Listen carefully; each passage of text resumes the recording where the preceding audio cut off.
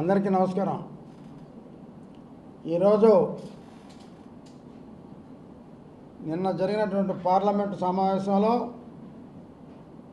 బడ్జెట్లో ఆంధ్ర రాష్ట్రానికి ఎన్నడూ లేని విధంగా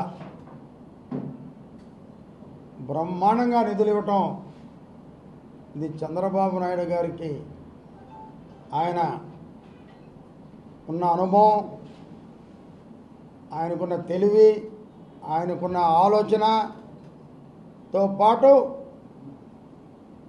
ఈరోజు దీనికి ఇంత కేటాయించినటువంటి ప్రధానమంత్రి మోడీ గారికి, ఆర్థిక మంత్రి నిర్మలా సీతారామన్ గారికి నెల్లూరు జిల్లా పార్టీ తరఫున ప్రత్యేక ధన్యవాదాలు తెలియజేస్తున్నాం.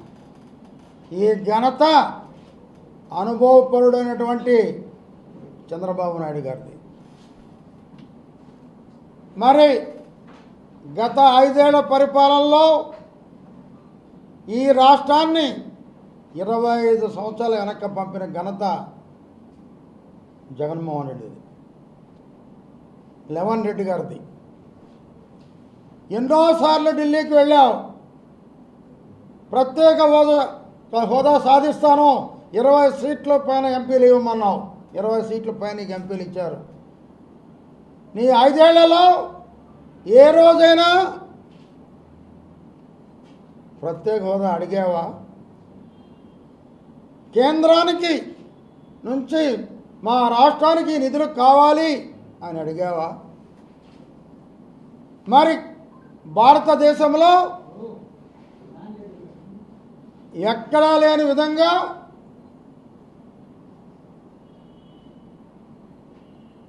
ఈ రాష్ట్రానికి రాజధాని లేదు. 5 ఏళ్ళు రాజధాని లేని రాష్ట్రం అంటే తలకాయ లేని మొండెం లాంటిది ఈ రాష్ట్రం. చేతగాని దద్దమ్మ, ఒక తెలివి తక్కువ దద్దమ్మ 5 ఏళ్ళు పరిపాలించి కేవలం ఢిల్లీకి అనేక సార్లు పోయావు, ప్రత్యేక విమానాలు పోయావు. అందరేమనుకున్నారు, పాపం ఈ పొట్టె ముఖ్యమంత్రి చాలాసార్లు విమానాల్లో పోయాడు, ప్రత్యేక విమానాల్లో ఏదో సాధించబోతున్నాడు, ప్రత్యేక హోదా సాధిస్తే ప్రత్యేక ఫ్యాక్టరీలు వస్తాయి, ఉద్యోగాలు వస్తాయి, జాబ్ కాలం రిలీజ్ చేస్తాడు అని ఆశించారు. పాపం ఆయన పోయింది దానికి కాదు, ఆయన కేసుల రద్దు కోసం, తన తమ్ముడిని చిన్నాన హత్య కేసు నుంచి బయటపడే దానికోసం కేంద్ర నాయకుల కాళ్ళ మీద పడే సంగతి అందరికీ తెలిసిందే. ఈరోజు చంద్రబాబు నాయుడు గారు ప్రమాణ స్వీకారం రోజే రాష్ట్ర పునర్నిర్మాణమే నా ధ్యేయం అని ఆనాడు ప్రమాణం చేయడం జరిగింది. దాని ప్రకారం 2 సార్లు ఢిల్లీకి వెళ్ళారు. ఒకసారి మోడీ గారిని కలిశారు, ఒకసారి హోమ్ మినిస్టర్ గారు అమిత్ షా గారిని కలిశారు. ఈ రాష్ట్రానికి ఏం కావాలి, ముందు అమరావతి రాజధాని ఎలా డెవలప్ చేయాలి, ఆ ప్రధానే శంకుస్థాపన చేసినటువంటి రాజధాని బ్రహ్మాండంగా కావాలని చెప్పి అడిగి ఈరోజు దాదాపు 15,000 కోట్ల రూపాయలు ఈరోజు అమరావతి తెచ్చిన ఘనత చంద్రబాబు నాయుడు గారితో అయితే, ఇచ్చిన ఘనత మోడీ గారిది, ఒప్పించిన ఘనత మా అనుభవపరుడైనటువంటి మా నాయకుడు చంద్రబాబు నాయుడు గారిది. అదే రకంగా ఆయన సపోర్ట్గా ఉన్నటువంటి పవన్ కళ్యాణ్ గారిది. అయితే ఒకటి అడుగుతున్నాం, ఈరోజు లెవన్ రెడ్డి గారు, జగన్ రెడ్డి, త్వరలో 5 రెడ్డి అయిపోతున్నావు.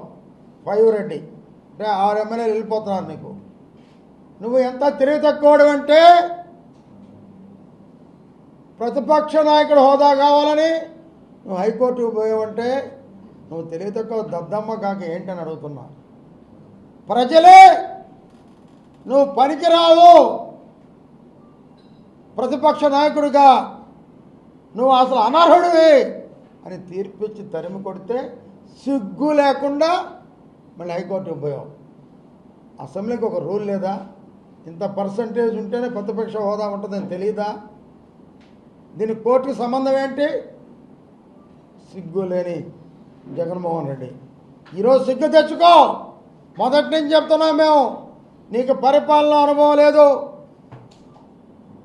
కొంచెం తగ్గి చంద్రబాబు నాయుడు దగ్గరికి వెళ్ళి ఆయన అడిగి పరిపాలన ఎలా చేయాలో తెలుసుకో. చంద్రబాబు నాయుడు గారి అనుభవం ముందు ఆయన ఎలా చేశారో ఆయన ఒకసారి సలహా అడుగు. అడిగిన సందర్భాలు లేవు. ఇంట్లో నుంచి నువ్వు బయటకు వచ్చే సందర్భం లేదు. ఈ రాష్ట్రంలో మనకు బ్రహ్మాండంగా ఈ సముద్ర తీరం ఉంది. మొత్తం కేంద్రం నుంచి మొత్తం కారిడార్ బ్రహ్మాండంగా మనం అభివృద్ధి చేసుకోవచ్చు. ఎన్నో ఓడరేవులు కట్టుకోవచ్చు. వాటి ద్వారా రాకపోకలకి ఎంతో ఆదాయం పెంచుకోవచ్చు. ఒక్కసారైనా కారిడార్ గురించి మాట్లాడేవా జగన్ అడుగుతున్నా. ఈరోజు కేంద్రం ఏం చెప్పింది? ప్రత్యేకంగా కారిడార్లు అభివృద్ధి చేస్తాం అని క్లియర్గా చెప్పడం జరిగింది. మరి ఆంధ్ర రాష్ట్ర ప్రజలకి సాగునీరు తాగునీరుకి అవసరమైన పోలవరం ప్రాజెక్టు జాతీయ ప్రాజెక్టుగా చేశాం కాబట్టి పూర్తి చేసే బాధ్యత మేమే కేంద్రమే తీసుకుంటామని చెప్పి ఆర్థిక మంత్రి గారు ప్రకటించడం హర్షణీయం. అది కూడా అతి త్వరలో పూర్తి చేస్తామని చెప్పడం ఇంకా కూడా మనమంతా ఆనందదగ్గ విషయం అని చెప్పి నేను మనం చేస్తా ఉన్నాం. మరి ఈరోజు 8 జిల్లాలు వెనకబడిన ప్రాంతంగా ప్రకటించి వాళ్ళకి సంవత్సరానికి 50 లక్షల రూపాయలు 50 కోట్ల రూపాయలు ఆ జిల్లాకి ఇవ్వటం జరుగుతుంది. వాటిల్లో నీకు మీ నాన్నగారికి రాజకీయ జన్మించినటువంటి కడప జిల్లా కూడా ఉంది. ఏనాడైనా కడప జిల్లా గురించి మీరు అడిగారా? మీ కడప జిల్లాను అభివృద్ధి చేశారా? మీకు ఎప్పుడూ మంటలు జరుగుతుండాలి. గ్రామాల్లో వర్గాలు ఉండాలి. ఒక వర్గం మీకు ఉండాలి. మనుషులను చంపాలి, రక్తం మీద నడవాలి. రక్తపటేరుల రాజకీయవేత్త ఎవరంటే లెవన్ రెడ్డి, మిస్టర్ జగన్ రెడ్డి, త్వరలో కాబోయే 5 రెడ్డి. మరి ఈరోజు 5 ఏళ్ల పాలనలో ఒక్క పరిశ్రమైనా మీరు తెచ్చారా జగన్ రెడ్డిని అడుగుతున్నా. లెవన్ రెడ్డి మరి ఒక్క పరిశ్రమ రాలా. నీ దెబ్బ భయపడి పారిపోయారు. ఎవరు వచ్చినా ఏమడిగావు? నాకు పార్ట్నర్షిప్ ఏమని అడిగావు. వాళ్ళు పారిపోయారు. తమిళనాడు బార్డరు, కర్ణాటక బార్డర్కి వెళ్ళిపోయారు. మనకు ఆదాయం 0.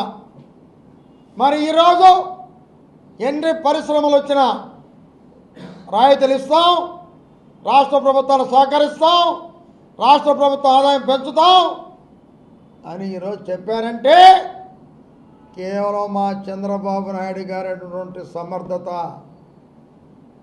ఆయనకి తోడుగా ఉన్న పవన్ కళ్యాణ్. అదే రకంగా చూస్తే విశాఖ ఉక్కు, ఒకప్పుడు మహనీయులు తెన్నేటి విశ్వనాథం గారు విశాఖ ఉక్కు ఆంధ్ర హక్కు అని పోరాటం జరిపినటువంటి మహానాయకులు ఆనాడు. వారందరినీ విస్మరించి దాన్ని ప్రైవేట్ కంపెనీ అమ్మాలని చూసినటువంటి దద్దమ్మ ముఖ్యమంత్రి నువ్వు, చేతగాని ముఖ్యమంత్రి నువ్వు. లాస్ట్కి ఆంధ్ర హక్కు విశాఖ ఉక్కు అమ్మాలను చూసావంటే నీ అంత నీచుడు ఈ రాష్ట్రంలో ఉన్నారా అని అడుగుతున్నా. నీలాంటి నీచుల్ని అసలు ప్రజలు ఆంధ్రప్రదేశ్ నుంచి తరం కొట్టాలని కూడా నేను మనం చేస్తా ఉన్నా.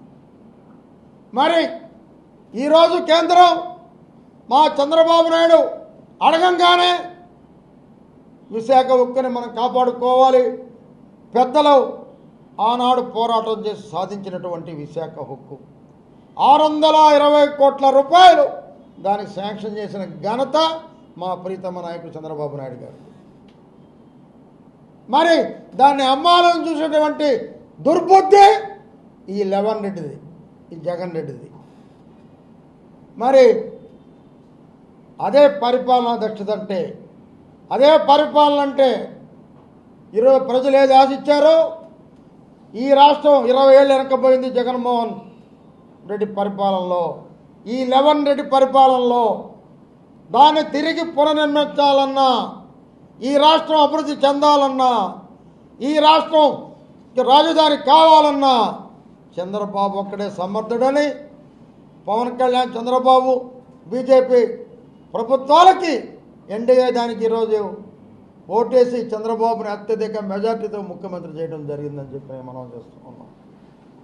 ప్రజలకు ఏమాత్రం నమ్మకం పోకుండా ప్రజాపాలనే నా ధ్యేయం అంటూ ఈరోజు కేంద్రాన్ని ఆయన ఒప్పించి మెప్పించి రాష్ట్రానికి ఏది అవసరం, రాష్ట్రానికి ఏ నిధులు తేవాలి, ఈ రాష్ట్రం 20 సంవత్సరాలు వెనక్కిపోయిందని ఎలా పునర్నిర్మించాలి అని ఆలోచన చేసి కేంద్రాన్ని ఒప్పించి అడిగి నిధులు తెచ్చినటువంటి ఒక ఆదర్శ ముఖ్యమంత్రి చంద్రబాబు నాయుడు గారు. మరి నీలాగా ఢిల్లీకి పోయి నీ తమ్ముడిని హత్య కేసుల నుంచి కాపాడాలని, నీ కేసులు కాపాడాలని నీ చెల్లిని దరివేసి, నీ అమ్మని దరివేసి 5 ఏళ్ల కాలం అలాగే వెలుపుచ్చావు. ఛీ, 4 రాజధానులు అన్నావు, ఒక్క రాజధాని లేదు. నువ్వు అసలు మనిషివా? నీలాంటి ముఖ్యమంత్రి చేసిన దానికి ప్రజలు ఈరోజు ఎంత బాధపడుతున్నారు, ఎంత బాధపడ్డారో. ఈరోజు చంద్రబాబు నాయుడు గారిని ముఖ్యమంత్రి చేసిన దానికి ఈ బడ్జెట్తో మొన్న ఇచ్చినటువంటి జీతాలు, డబ్బులు లేకపోయినా ఇచ్చిన పెన్షన్లతో ప్రజలు ఈరోజు ఆనందభరితంగా ప్రజానీకం ఆంధ్ర రాష్ట్రం ఉందని, ఆంధ్ర రాష్ట్రానికి ఇంకా మార్గదర్శ రాబోతుంది. ఇంకా ముందుకు వెళ్ళబోతున్నాం. దేశంలోనే ఈ రాష్ట్రాన్ని ముందుకు తీసుకెళ్లే శక్తి ఒక చంద్రబాబు నాయుడికి మాత్రమే ఉంది. తప్పకుండా కేంద్రం సహకారంతో ఈ రాష్ట్రాన్ని మరింత వేగంగా అభివృద్ధి పయంలో పయనింపజేస్తారని చెప్పి మేము తెలియజేస్తున్నాం. అదే రకంగా అభివృద్ధి చేసే ముఖ్యమంత్రికి మొత్తం ప్రజానీకం మొత్తం మద్దతు ఇస్తున్నారు. ఈ రాష్ట్రాన్ని సర్వనాశనం చేసిన జగన్మోహన్ రెడ్డిని ఆంధ్ర రాష్ట్రం నుంచే బహిష్కరించమని నేను ప్రజానీకాన్ని కోరుతున్నా.